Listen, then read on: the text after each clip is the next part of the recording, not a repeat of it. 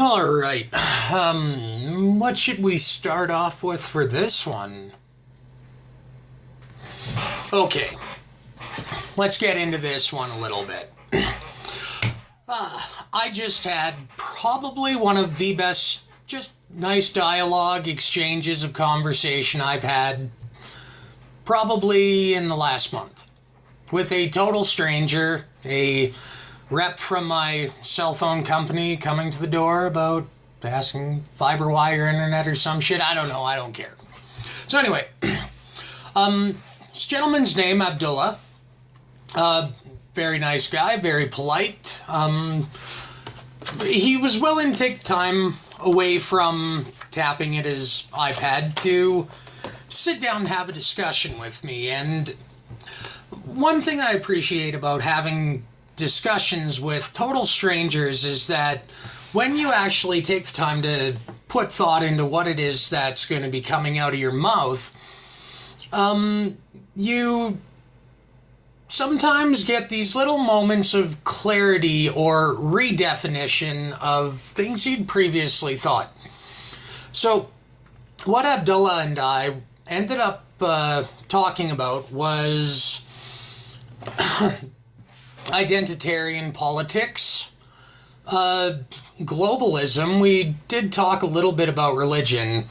What I want to focus on mostly, though, is the conversation we had about globalism, because this was a bit of an eye-opener to me. Now, his perspective on it is that, yes, while globalization has brought about its problems, ultimately it does benefit humanity on the whole. Which, I mean, I do have to tend to be an inclination to. I mean, there's a reason why within 10 blocks of my house I can eat food from half the flippin' world. So there are upsides to globalization. I ended up kind of changing how I view globalization, though.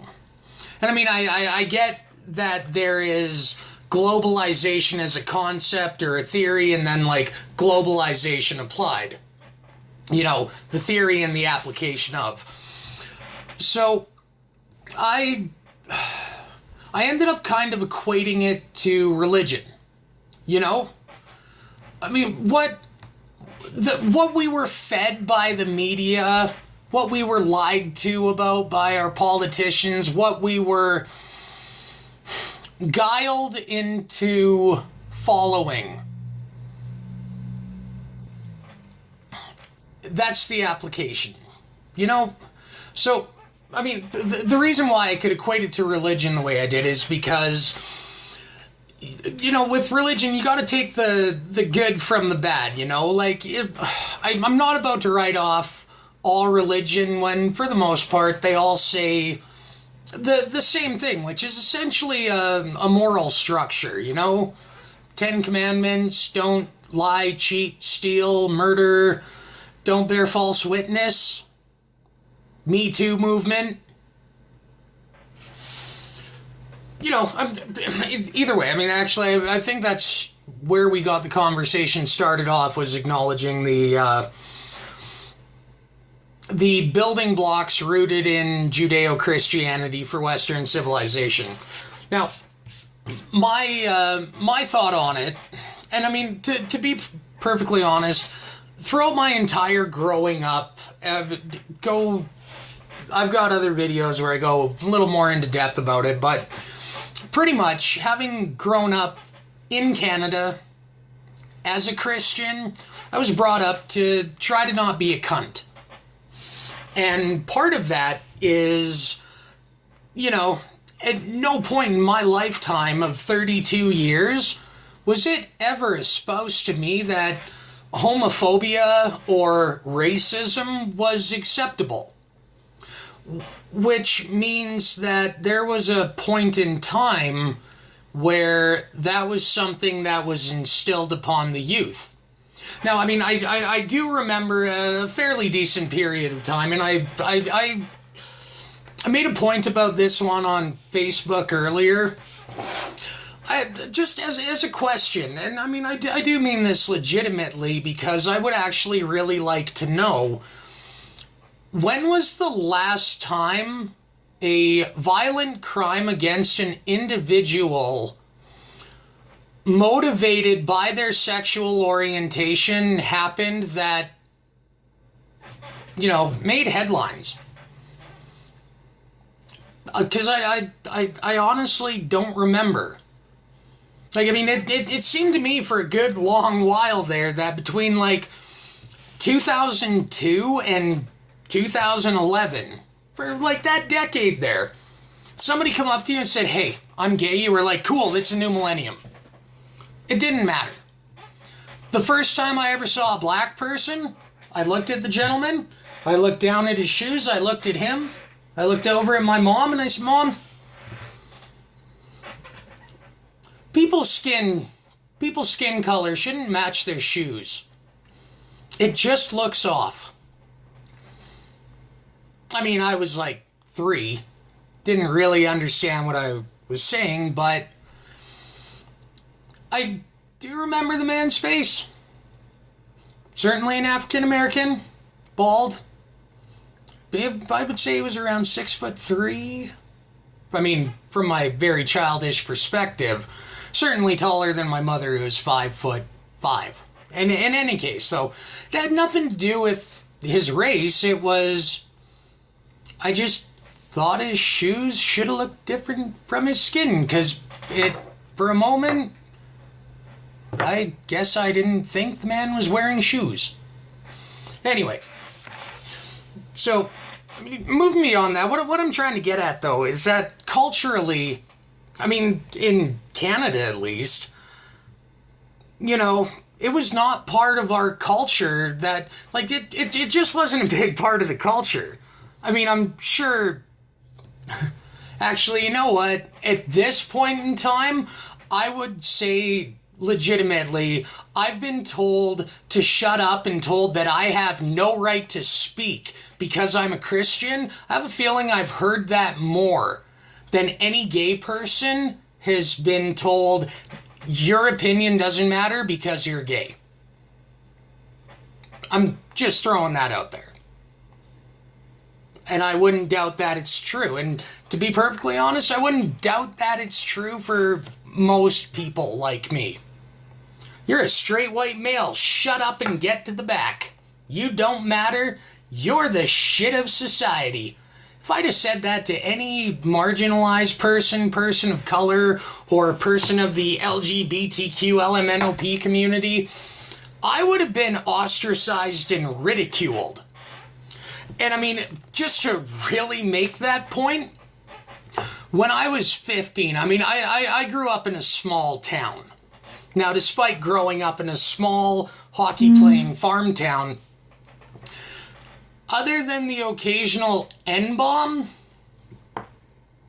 I mean, local folk, my mother would have bitch slapped me and shoved a bar of soap up my ass if I ever dropped one of those.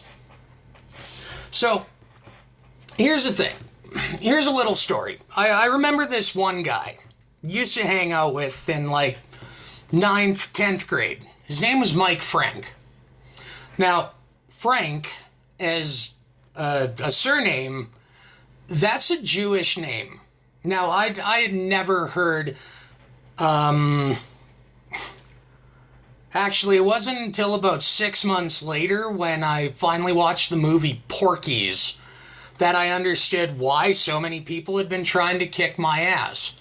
We were outside of a show at the Legion Hall in Airdrie, and got in the car with my friend, and she says to me, look, whatever you do, do not call Mike Frank a kike. I'd never heard the word before. I had no idea that it was a racial slur against Jewish people, and to be perfectly honest, at the time I didn't know that Frank was a Jewish name. So what did I do? I stuck my head right out the window and did what I was told not to, and in about 5 seconds flat, I was punched in the face. And everybody just said, you shouldn't have done that. I tell you, I still didn't even really comprehend what I'd done at the time. It wasn't until Porky's, like I said, watching that movie 6 months later when the bully goes into the change room to pick on the Jewish kid Kevin. Except he says kites. Does anybody want to go fly some kites? To which Kevin replies, hey man, it's kike. You're too stupid to even be a good racist. That was the day that I learned the definition of the word and the error of my ways that had cost me a friend who, to tell you the truth, up until that point, I actually really liked hanging out with Mike. We were the two Mikes. He was a great guy. But what's done is done, and you can't change that. So,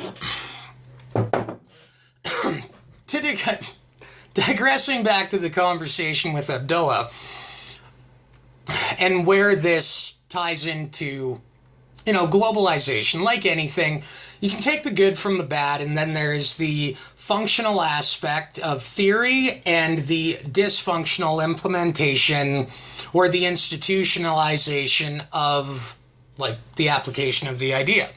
Now, church and religion sure sounds good. Love your neighbor, love each other, be good. Jesus this, Moses that, Cain hit Abel with a wiffle ball bat. That all sounds really good. It doesn't sound quite so good when you find out that the church that you have found a framework with which to shape your morality happens to be dealing with a pedophile problem. Now, I mean, at this point, let's get real about it. We all have a problem with P to the E to the D to the O's, okay?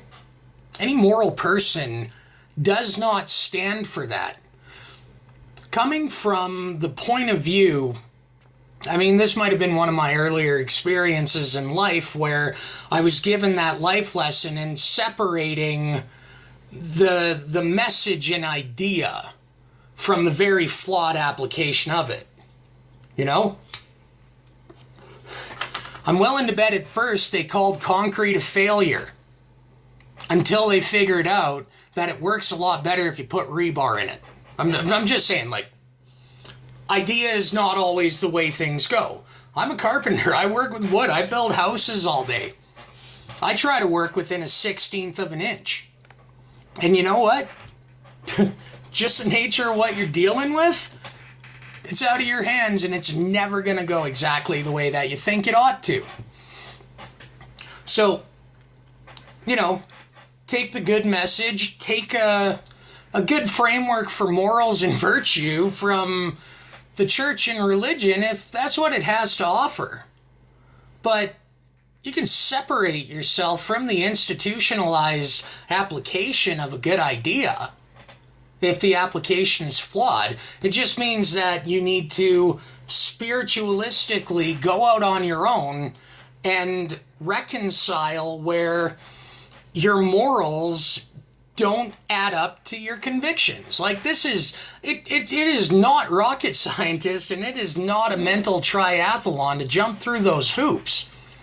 You simply have to say, this is what I accept, this is what I do not. While I am wary of the clergy, I'm supportive of the congregation. And where I'm acknowledging of the corruption of the church, I try to keep that free from my personal application of my morals. Globalism kind of functions that same way. Now, the way that I talked to Abdullah about it, the example that I had used, when he said, well, how do you separate globalism from mass migration? Well, the two are not mutually exclusive, for one thing. Mass migration is simply a huge shift in demographics. That's just moving people around. That's not globalization. That's dissolution of borders and breakdown of,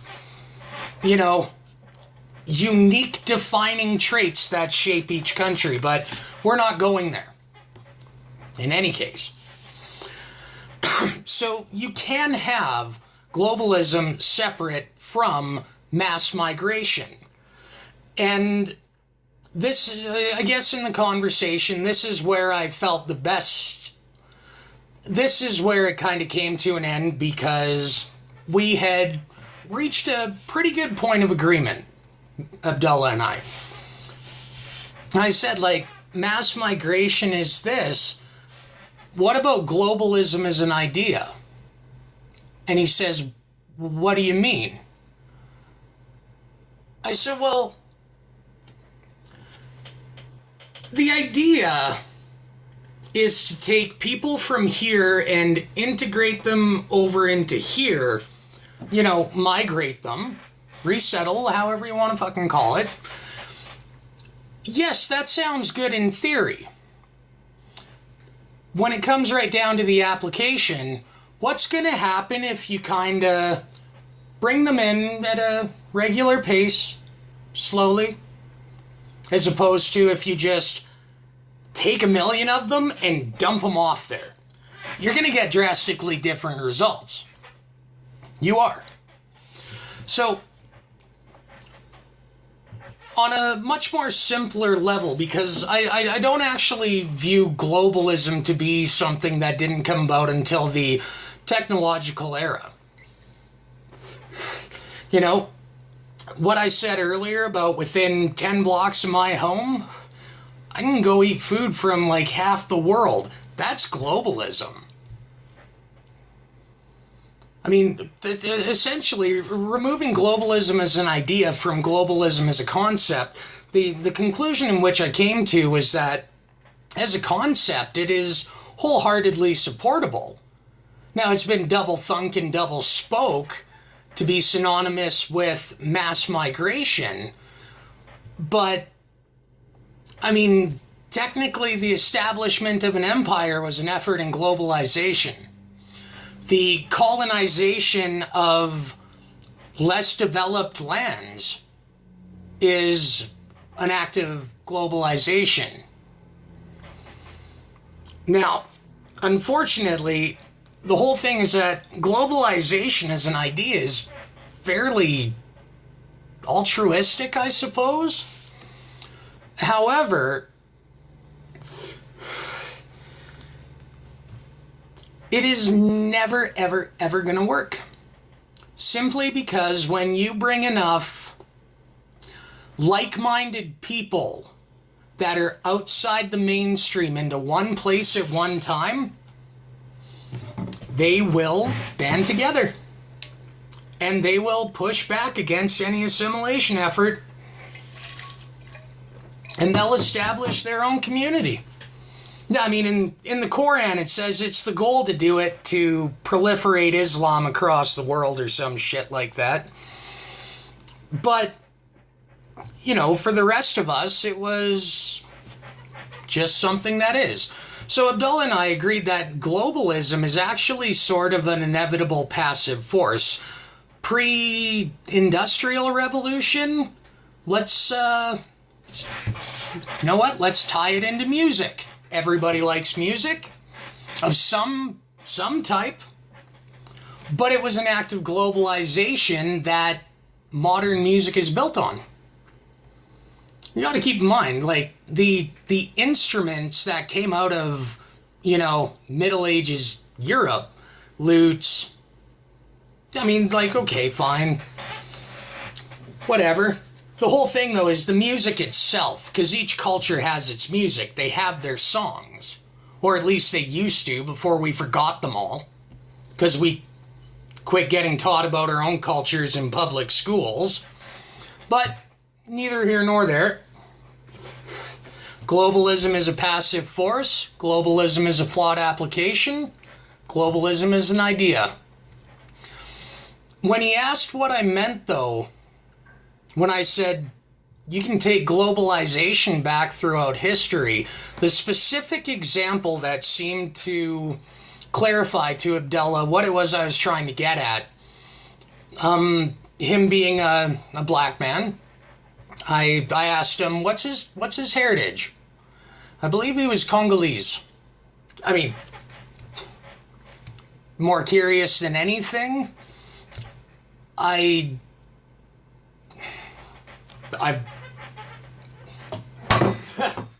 don't know what else to say about it, really. Anyway, so back in, the old days of sailing across the Atlantic to do shit, these English dock workers, and I mean, through later generations, we would end up mislabeling them as skinheads. Post-World War II, however, you can go back like 40 years before World War II to these English dock workers who wore cuffed jeans to keep their pants dry, who wore red suspenders to hold their pants up, who wore white cotton shirts because that's just generic and cheap and for the lower class, who were all into drinking and football hooliganism, and they shaved their heads so nobody could grab their hair in a brawl. Those are called trad skins. Here's a little bit of cultural history that is intentionally, or at least I think it's been intentionally obfuscated over the years and taken from the working class dock worker and been perverted into a straw man of a neo-Nazi douchebag. Anyway, so these dock workers, eventually, they get sent on the ship and told, well, you're going to some far-off place. Well, eventually they go to Jamaica. They meet the Rastafarians. There's an exchange of languages. There is an exchange of culture. They are literally trading exotic foodstuffs to each other. Now, once the communication barrier gets broken down and the route and passage is established, eventually these English dock workers really got into their music. The bluesy, and I mean, come on. The blues are the foundation of modern rock and roll. We wouldn't have rock and roll if we didn't have the blues. We wouldn't have rock and roll if there was not this, I suppose, micro-globalism going on. But essentially, globalism is just an exchanging of cultures and a sharing of ideas, and instead of trying to kill each other like tribalistic idiots, we cooperated. Which brings us to where we are now, where I can go 10 blocks in any direction from my house and enjoy food from like the other side of the world. Globalization's been going on for a long time. It's the mass migration they call globalization that is kind of new and fucking up the gears. Anyway, so once I explained that the idea of globalization and the integrating of cultures and the cohabitance between tribes, once I explained that to him and said, like, that did eventually get us to a point in time where, like, for a good 10 years, I don't remember meeting, like, anybody who gave a shit about someone's race or someone's sexual orientation. I'm sorry. I'm a Christian conservative and I go out into the world every day, but I'm sorry, I'm just not seeing it. I sure take a lot of snark from the LGBTQ community, but don't think I've dropped an F-bomb to one of them in about a decade. And that was also a guy who literally stuck his hand down my pants, and I was pretty mad because I'd been telling him all night, don't do that. Yeah. 10 years ago at 22, I was a very pretty man. Anyway. Thanks for letting me rant. Sorry it went on for as long as it did. I hope you found at least something informative or something to appreciate out of it. If you enjoyed, drop a like. Maybe subscribe. If you hated it and think I just need to shut the fuck up, feel free to not leave a comment. You can hate mail me directly. Peace.